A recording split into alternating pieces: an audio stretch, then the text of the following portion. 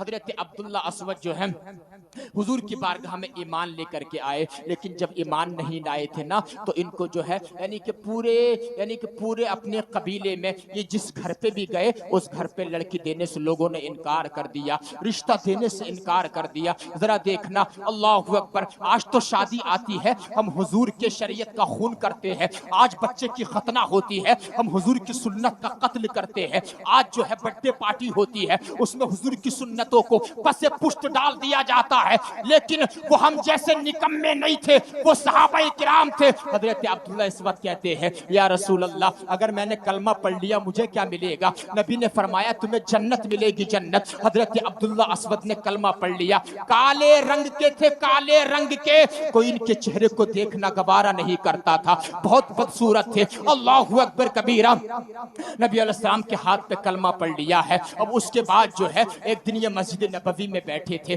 افسوس میں تھے، میرے آقا نے پوچھا اے عبداللہ اسود تم کیوں بیٹھے ہوئے ہو؟ سبحان اللہ، چونکہ میرے آقا تو علم غیب جانتے ہیں۔ میرے رضا کا قلم عشق رسول میں جھوم کر کے بولا اور کوئی غیب کیا تم سے نہا ہو بھلا، جب نہ خدا ہی چھپا تم پہ کروڑوں درود۔ حضرت عبداللہ اسود نے کہا یا رسول اللہ میں یہ سوچ رہا ہوں کہ میں کلمہ تو میں نے پڑھ لیا ہے لیکن میری آگے سلطنت کیسے چلے گی، میری نسل کیسے چلے گی، کیونکہ میرا کالا رنگ ہے، مجھے بدصورت سمجھ کے کوئی بھی اپنی بیٹی دینے کے لیے تیار نہیں ہے۔ اللہ اکبر کبیرہ، نبی علیہ الصلوۃ والسلام نے صحابہ کرام سے مشورہ کیا، اے میرے صحابہ بتاؤ ذرا کہ پورے مدینے میں سب سے خوبصورت بیٹی کس کی ہے؟ زور سے بولو یار سبحان اللہ۔ صحابہ نے کہا یا رسول اللہ فلاں انصاری کی بیٹی سب سے زیادہ خوبصورت ہے، بتاؤ ذرا۔ نبی علیہ السلام کیسے کرم فرما ہے، نبی تو بالمؤمنین رؤوف الرحیم ہے، تمہارے پیر میں کانٹا چبھتا ہے، تکلیف گنبد خضرا والے کو ہوتی ہے۔ صحابی کو کوئی بھی عمل درپیش آتا تھا حضور کی بارگاہ میں آتے تھے، چونکہ حضور حاجت روا تھے، حضور ضرورت کو سمجھ لیا کرتے تھے۔ میرے اعلی حضرت نے فرمایا میرے کریم سے گر قطرہ کسی نے مانگا دریا بہا دیے ہیں، دربے بہا دیے ہیں۔ یا رسول اللہ میں شادی کرنا چاہتا ہوں آقا۔ میرے آقا نے فرمایا جاؤ چلے جاؤ انصاری قبیلے میں فلاں انصاری کی بیٹی بڑی حسین و جمیل ہے، جاؤ چلے جاؤ اور یہ کہہ دینا کہ مجھے رسول اللہ نے بھیجا ہے اپنی بیٹی کا نکاح تم مجھ سے کر دو۔ اب حضرت عبداللہ اسود جو ہے اس فلاں انصاری کی بیٹی کا جو گھر تھا اس کی دہلیز کی طرف اپنے قدم بڑھاتے چلے جا رہے ہیں، آگے بڑھتے چلے جا رہے ہیں۔ جب اس کے گھر پہ آئے اس دروازہ کھٹکھٹایا، اس نے کہا من دق الباب، لڑکی کے باپ نے کہا دروازے پر کون ہے؟ کہا میں رسول اللہ کا فرستادہ ہوں۔ کہا کیسے آنا ہوا ہے؟ تو اس نے کہا کہ انہوں نے کہا حضرت عبداللہ اسود نے کہ مجھے جو ہے حضور نے بھیجا ہے۔ کہ حضور نے کیوں بھیجا ہے؟ کہ حضور نے اس لیے بھیجا ہے کہ میں تمہاری بیٹی سے نکاح کرنا چاہتا ہوں، میں کالے رنگ کا ہوں اگرچہ لیکن مجھے بھیجا رسول اللہ نے ہے۔ اب وہ جو صحابی تھے انہوں نے نیا نیا کلمہ پڑھا تھا، زمانے جاہلیت کی باتیں ان کے اندر موجود تھی، انہوں نے کہا میری بیٹی پورے مدینے میں سب سے زیادہ خوبصورت ہے۔ سبحان اللہ، میں نے بڑے بڑے اعلیٰ قسم کے رشتوں کو ٹھکرا دیا ہے، تو کالے رنگ کا ہے، میں تجھے بیٹی کیسے دے دوں گا؟ جا، میں تجھے بیٹی نہیں دے دوں گا۔ غمگین ہو کر کے پلٹ رہے تھے، اتنی باتیں جو ہیں ان کے جو گھر میں بیٹی بیٹھی تھی اس نے سن لیا۔ سبحان اللہ، بیٹی نے کہا ابا جی کس سے باتیں کر رہے تھے؟ ان کے ابا نے کہا، بیٹی کے باپ نے کہا بیٹے رسول اللہ نے ایک شخص کو بھیجا تھا، وہ کالے رنگ کا تھا، وہ بہت کالا تھا، تم سے نکاح کرنا چاہتا تھا۔ تو بیٹی نے کہا ابا تم نے کیا کہہ دیا؟ کہا بیٹی میں نے اس سے منع کر دیا۔ بیٹی نے کہا ارے جلدی کرو، اتردون علی رسول اللہ امرہ، کیا تم رسول اللہ کے معاملے میں، ان کے حکم کے معاملے میں ٹال مٹول سے کام لے رہے ہو؟ کہیں ایسا نہ ہو ہمارے اوپر پتھر برس جائیں، کہیں ایسا نہ ہو کہ ہمارے اوپر آیت نازل ہو جائے۔ جاؤ چلے جاؤ، نبی سے معافی مانگ لو، رسول اللہ نے جب یہ رشتہ میرے لیے بھیجا ہے اس سے اچھا رشتہ کائنات میں میرے لیے نہیں ہے، اس سے اچھا رشتہ نہیں ہے۔ اگرچہ وہ رنگ کا کالا ہے، اگرچہ وہ چہرے کا کالا ہے، لیکن وہ خوبصورت ہوگا، وہ خوب سیرت ہوگا، اس کا اخلاق اچھا ہوگا، اس کا علم اچھا ہوگا، اس کے سینے میں قرآن کی آیتیں معجزن ہوں گی۔ وہ باپ آیا دوڑا دوڑا، کہا یا رسول اللہ مجھ سے غلطی ہو گئی ہے، مجھ کو معاف کر دیجئے۔ آقا نے اس کے عذر کو قبول فرما لیا اور اس کی بیٹی کا نکاح جو ہے وہ حضرت عبداللہ اسود سے کر دیا۔ سبحان اللہ سبحان اللہ۔ اب اسی دن جو ہے جنگ احد کا نقارہ بج گیا۔ اب یہ گئے ہیں بازار کے اندر، کوئی اچھی چیز لا کر کے بیوی کو گفٹ کرنی ہے، پیش کرنا ہے، لیکن جب جنگ احد کا نقارہ بجا نا، انہوں نے جو ہے رسول اللہ کا یعنی کہ فرمان عالی شان کو دیکھا کہ جنگ کے اندر چلنا ہے، بیوی کو چھوڑ دیا، نئی نویلی دلہن کو چھوڑ دیا، اس لیے کہ صحابہ کے نزدیک اپنی بیوی سے زیادہ، مال سے زیادہ، جان سے زیادہ، ہر چیز سے زیادہ رسول اللہ کی عزت پیاری تھی۔ سبحان اللہ، رسول اللہ کی محبت زیادہ تھی، اس لیے کہ نبی نے فرمایا بھی ہے لا یؤمن احدکم حتی اکون احب الیہ من والدہ وولدہ والناس اجمعین۔ اے لوگو، جب تک کہ تم مسلمان نہیں ہو سکتے ہو، جب تک کہ مال سے زیادہ، بیوی سے زیادہ، باپ سے زیادہ، ماں سے زیادہ، حتیٰ کہ اپنی جان سے بھی زیادہ تم مجھ سے پیار نہیں کرو گے۔ سبحان اللہ۔ اب یہ جنگ کے اندر گئے ہیں، بازار کے اندر انہوں نے جنگ کا سامان خرید لیا، سر پر رکھنے کا ٹوپا خرید لیا، اپنے جنگ کا زرے کو خرید لیا، جنگ احد کے اندر گئے اور بڑی جانبازی سے لڑنے لگے۔ حضور نے ارشاد فرمایا صحابہ سے، جانتے ہو وہ لڑنے والا کون ہے؟ یا رسول اللہ مدینے کا تو نہیں لگ رہا ہے۔ نبی نے ارشاد فرمایا وہ میرا عبداللہ اسود ہے، اس نے ابھی کلمہ پڑھا تھا اور آج جو ہے بڑی جانبازی سے لڑ رہا ہے، بے شمار بہت سارے کافروں کو اس نے مار کر کے جہنم واصل کر دیا ہے۔ اب ان کی شہادت ہو گئی، ابھی نکاح ہوا تھا، وہ جنگ احد کے اندر شہادت ہو گئی ہے۔ سبحان اللہ، رسول اللہ کی دین کے لیے، سبحان اللہ سبحان اللہ۔ رسول اللہ خود تشریف لائے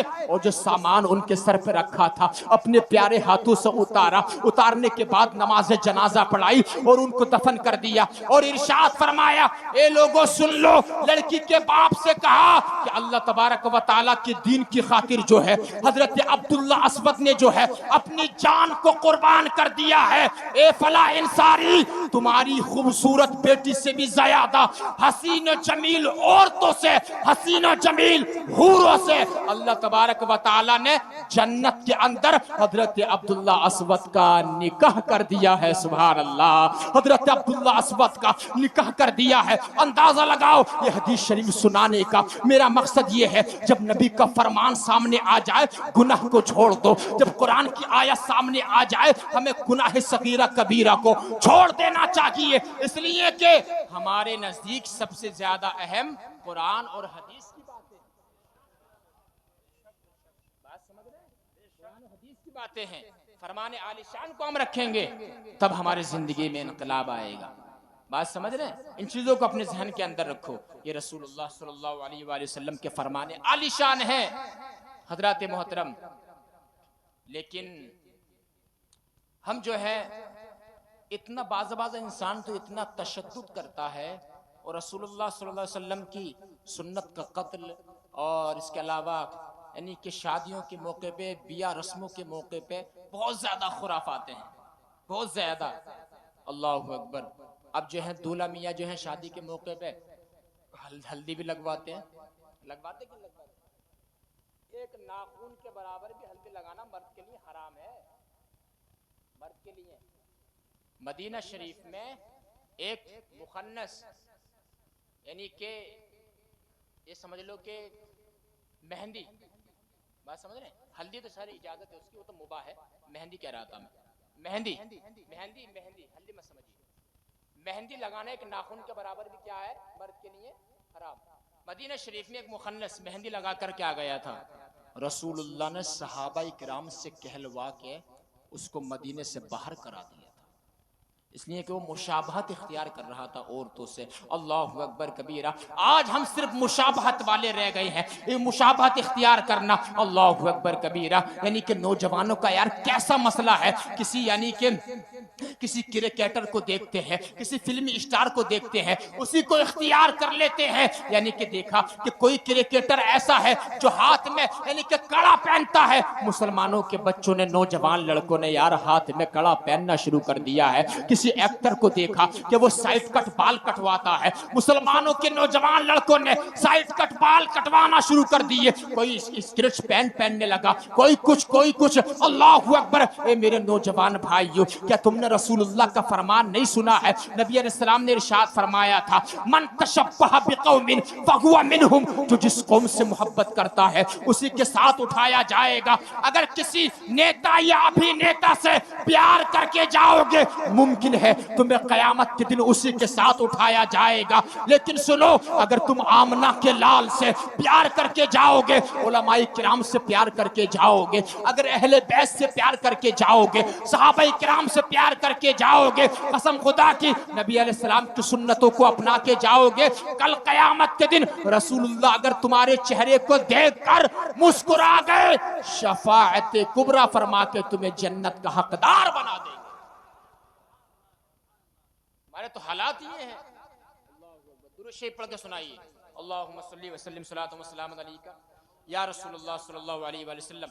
وقت بھی زیادہ ہو رہا ہے، لیکن جو میں نے حدیث شریف پڑھی ہے وہ آپ سن لیجئے اور محبت سے بول دیجئے یا رسول اللہ۔ اب بہت پیاری حدیث شریف ہے یہ، لا یرا وجہی ثلاثۃ اقوام۔ حدیث اتنی لمبی ہے کہ اس کی اگر تشریح کی جائے کافی وقت درکار ہے، لیکن میں بہت اختصاری الفاظ میں سمیٹ دوں گا۔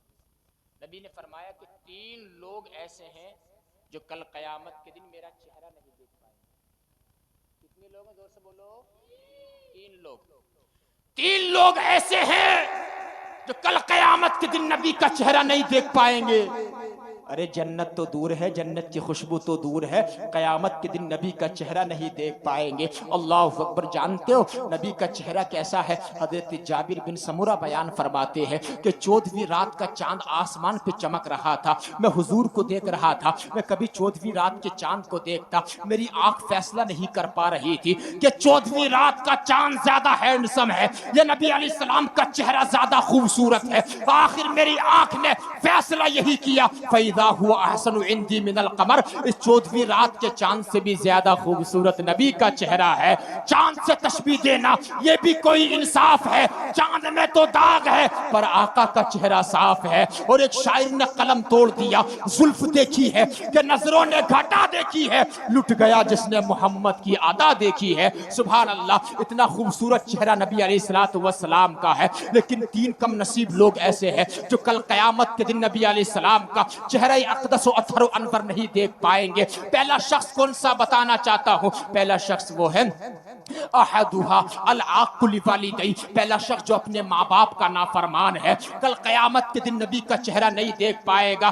ہاں، آج جب تمہارے پٹھوں میں طاقت آ گئی، آج جب تمہارے اوپر جوانی آ گئی، بوڑھے باپ کو آنکھیں دکھاتے ہو، ماں باپ کو ستاتے ہو، میرے بھائی بتانا چاہتا ہوں تمہارے محلے میں کوئی نہیں چاہے گا کہ تم آگے بڑھ جاؤ، تم ترقی کر جاؤ، کوئی نہیں چاہتا ہے۔ سب ایک دوسرے سے چلتے ہیں، سب ایک دوسرے سے کٹتے ہیں، لیکن باپ کی وہ شان ہے، ماں باپ آج بھی وہ چاہتے ہیں جہاں میں نہیں پہنچا ہوں وہاں پر میرا بیٹا پہنچ جائے، وہاں میرا بیٹا پہنچ جائے۔ یہ باپ کی شان ہوتی ہے۔ سبحان اللہ۔ باپ اس سورج کی طرح ہوتا ہے، جب سورج شام کو ڈوب جاتا ہے دنیا میں اندھیرا چھا جاتا ہے، اسی طریقے سے جب باپ دنیا سے چلا جاتا ہے اولاد کی لائف میں اندھیرا آ جاتا ہے۔ اللہ اکبر کبیرہ۔ کبھی باپ کو تکلیف مت پہنچانا۔ اور ماں کی شان کیا معلوم ہے؟ ایک صحابی آئے، یا رسول اللہ میں جہاد پر جانا چاہتا ہوں۔ نبی نے فرمایا حل لک من امن، اے میرے صحابی کیا تمہاری ماں موجود ہے؟ قال نعم یا رسول اللہ، ہاں میرے آقا میری ماں موجود ہے۔ نبی نے فرمایا الزمھا فان الجنۃ تحت اقدام الامہات، میرے صحابی تمہیں جہاد پر جانے کی ضرورت نہیں ہے، جاؤ گھر چلے جاؤ، جانے کے بعد جو ہے ماں کی خدمت کر لو، ماں کی خدمت کی بدولت اللہ تعالیٰ تمہیں گھر بیٹھے ہی جہاد کا ثواب عطا فرما دے گا۔ گویا کہ جو ماں کے قدم کو چومتا ہے جنت کی چوکھٹ کو بوسہ دیتا ہے، یہ ماں باپ کی شان ہے۔ لیکن بدقسمتی کی وجہ سے، لیکن کم نصیبی کی وجہ سے ابھی الحمدللہ گاؤں کے حالات تو اچھے ہیں، لیکن شہروں کے حالات دیکھو، ماں باپ تھوڑے سے بوڑھے کیا ہوئے ان کو اولڈ ہاؤس کے اندر ڈال دیا جاتا ہے۔ ہوش کے ناخن لے، شرم کر شرم، ماں باپ اولڈ ہاؤس میں ڈالنے کی چیز نہیں ہے۔ میں بتانا چاہتا ہوں آپ کو، نبی نے فرمایا ہما جنت जन्नतुका व नारुका, माँ बाप ही तुम्हारे लिए जन्नत है, माँ बाप ही तुम्हारे लिए जहन्नम है। क्या मतलब? वालिदैन की इज्जत करोगे, जन्नत के हकदार कहलाओगे, और माँ बाप की नाफरमानी करोगे तो जहन्नम के मुस्तहिक बन जाओगे। वालिदैन की शान होती है। मौजू तो बहुत तवील है, इतना समझ लीजिए। पहला वो शख्स जो नबी का चेहरा नहीं देख पाएगा कयामत के दिन, अपने माँ बाप का क्या है, जोर से बोलो, नाफरमान। और सेकंड नंबर पे कौन है? वसानी तारीख सुन्नती।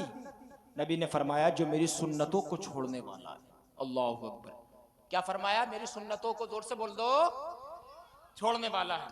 अच्छा ये बताओ हमीरपुर के मुसलमानों, नबी की सुन्नतें कितनी है बताइए?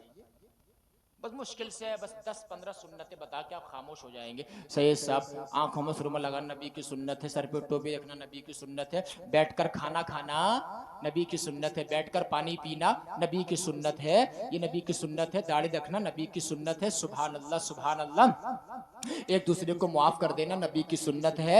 लेकिन ये 10-15 सुन्नतें बता के खामोश हो जाओगे। लेकिन मैंने पढ़ा हकीमुल उम्मत मुफ्ती अहमद यार खान नईमी ने मिरआतुल मनाजी शरह मिशकातुल मसाबी के अंदर आपने लिखा नबी की कोई 10-15 सुन्नतें नहीं है। मुफ्ती साहब ने फरमाया कि हुजूर अलैहिस्सलातु वस्सलाम की 450 सुन्नतें जिक्र फरमाई है। सुभान अल्लाह, 450 सुन्नतें जिक्र फरमाई है। बेशक दाढ़ी रखना नबी की सुन्नत है, बेशक सर पे टोपी रखना नबी की सुन्नत है, बेशक जितना खाओ इतना ही प्लेट में उतारना नबी की सुन्नत है। सुभान अल्लाह, सर पे इमामा बांधना नबी की सुन्नत है। लेकिन ये तो सरापे की सुन्नत है। कैरेक्टर की सुन्नत पे अमल कौन करेगा? किरदार की सुन्नत पे अमल कौन करेगा? किरदार की सुन्नत बता दूं आपको, किरदार की सुन्नत ये है सच बोलना सुन्नत रसूल है। सुभान अल्लाह, किसी से अगर वादा किया है उस वादे को पूरा कर देना नबी की सुन्नत है। किसी ने दिल दुखाया है उसको मुआफ कर देना नबी की सुन्नत है। सुभान अल्लाह सुभान अल्लाह,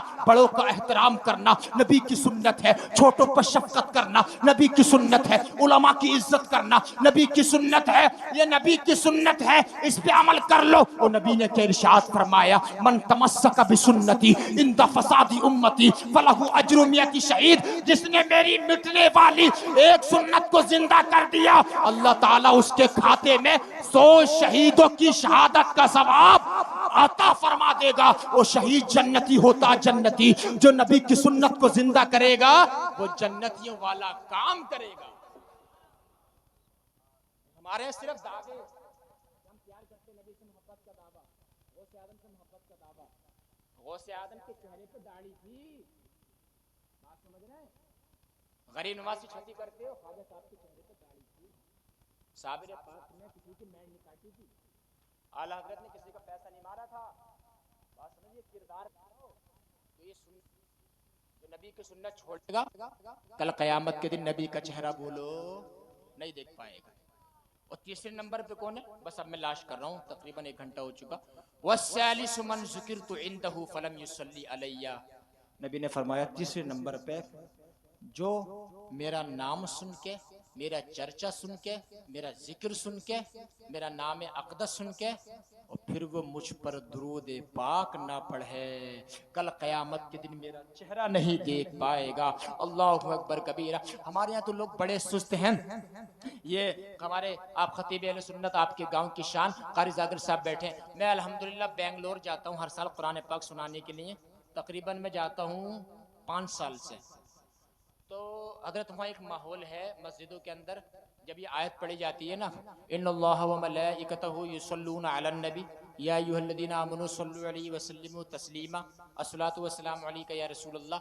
इस आयत को सुनने के बाद पूरे बेंगलोर, कर्नाटका, आंध्र प्रदेश के अंदर इतनी बुलंद आवाज से वो लोग दुरूद शरीफ पढ़ते हैं कि मस्जिद गूंज जाती है, बड़ा दिल लगता है। मैं सोच में पड़ जाता हूँ यार, रामपुर के अंदर इल्म ज्यादा है, मुरादाबाद के अंदर इल्म ज्यादा है, बरेली के अंदर इल्म ज्यादा है, लेकिन यहाँ लोग नहीं पढ़ते। आयत सुन करके लोग बोरे बने बैठे रह जाते हैं। बाजा बाजा तो नीचे को मुंह कर लेता है और वहां पर इतनी बुलंद आवाज से क्यों पढ़ते हैं? मैंने नतीजा ये निकाला, रिजल्ट ये निकाला, अगरचे वहां पर इल्म दीन कम है लेकिन लोग जो है वहां पे अमल में ज्यादा है। अगरचे यहाँ पे इल्म ज्यादा है लेकिन कुछ लोग अमल में पीछे नजर आ रहे हैं। अल्लाहु अकबर कबीरा। बताना चाहता हूँ, नबी का जैसे ही नाम आ जाए और ये आयत दुरूद जब पढ़ी जाती है, इसके बाद दुरूद पाक पढ़ना मुस्तहब हो जाता है, जरूरी हो जाता है। अल्लाहु अकबर कबीरा। बताना चाहता हूँ आपको, दुरूद पाक के ऊपर यार हम जैसे कम इल्म लोग क्या बयान करेंगे, हम जैसे निकम्मे क्या बयान करेंगे।